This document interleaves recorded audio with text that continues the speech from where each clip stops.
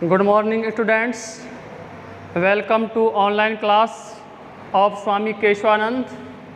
Dear students, आज हम इस टॉपिक के अंतर्गत use of this, that and these and those के बारे में डिस्कस करेंगे. सबसे पहले use of this and that. Hindi में दिस का अर्थ होता है बच्चों, हिंदी में दिस का अर्थ होता है यह और दैट का अर्थ होता है वह. क्लियर? यानी दिस मानी क्या होता है? यह, और दैट मानी वह. इसका प्रयोग यानी दिस और दैट का जो प्रयोग है सिंगुलर नंबर यानी एक वचन संज्ञाओं से पहले किया जाता है. दिस और जो दैट का प्रयोग होता है सिंगुलर नंबर यानी एक वचन नाउन से पहले किया जाता है. क्लियर है यहाँ तक? दिस का प्रयोग नज़दीक यानी पास के अर्थ में किया जाता है. जो दिस का प्रयोग होता है वो तो नज़दीक के अर्थ में किया जाता है, और जो दैट का प्रयोग होता है वह दूर के अर्थ में किया जाता है. क्लियर है यहाँ तक? अब इसे हम एग्जाम्पल के थ्रू समझेंगे. पहला एग्जाम्पल है हूँ कंप्लीटेड, ब्लैंक्स दिया हुआ है, होमवर्क, दिस और दैट में से आपको भरना है. ठीक है? तो हूँ कंप्लीटेड होमवर्क, तो इसमें आएगा दिस.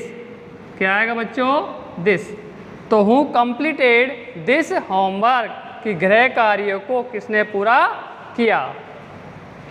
नेक्स्ट देखो, ये ब्लैंक्स दिया हुआ है, यह process of breathing this oblique that. तो इसमें क्या बनेंगे? This.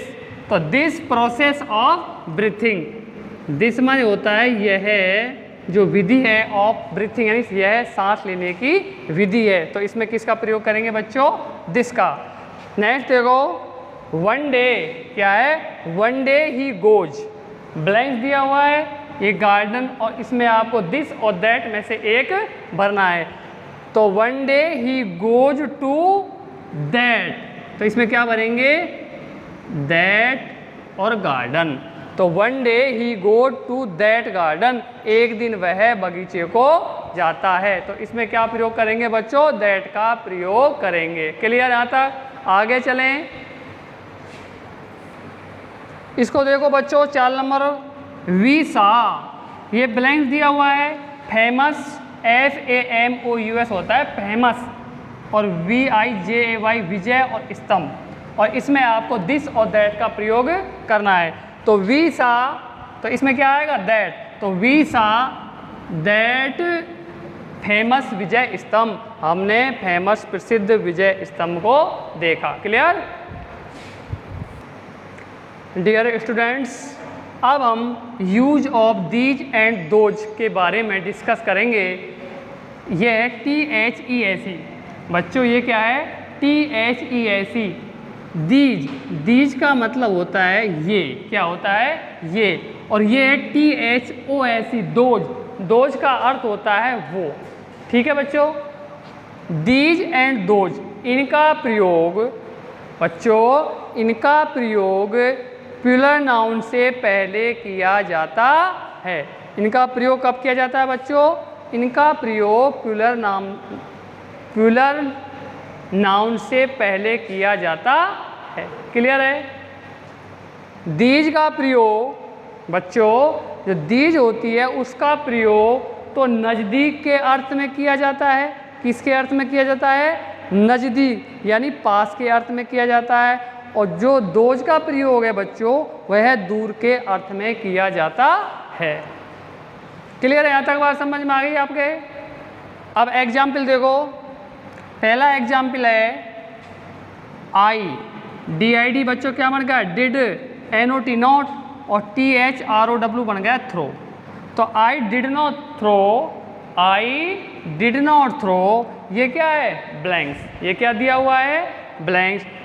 Bits of paper, bits of BITS bits, और OF क्या बन गया? ऑफ, और PAPER पेपर, और आपको THESE दीज, ये क्या बन गया? दीज. ऑबली है ये, और THOAC क्या बन गया, दोज। इनमें से आपको एक भरना है।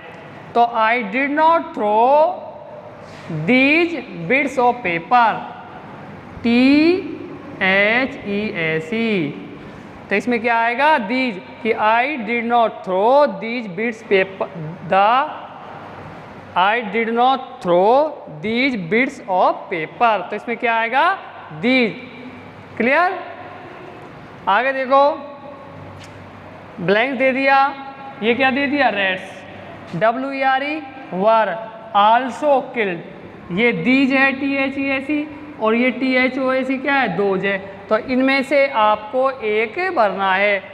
तो कौन सा आएगा, दोज, THOAC,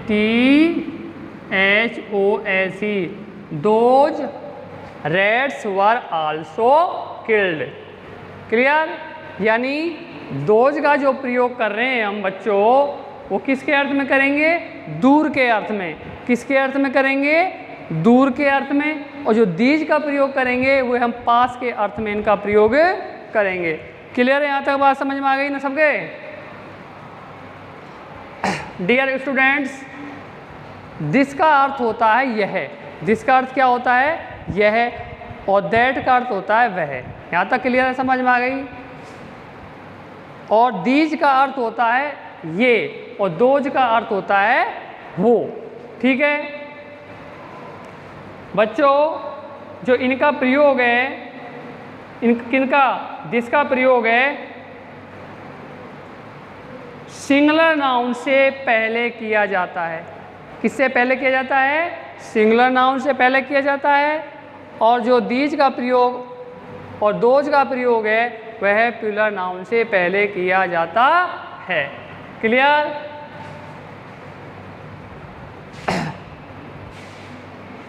अगले टॉपिक में फिर मिलेंगे। Thank you.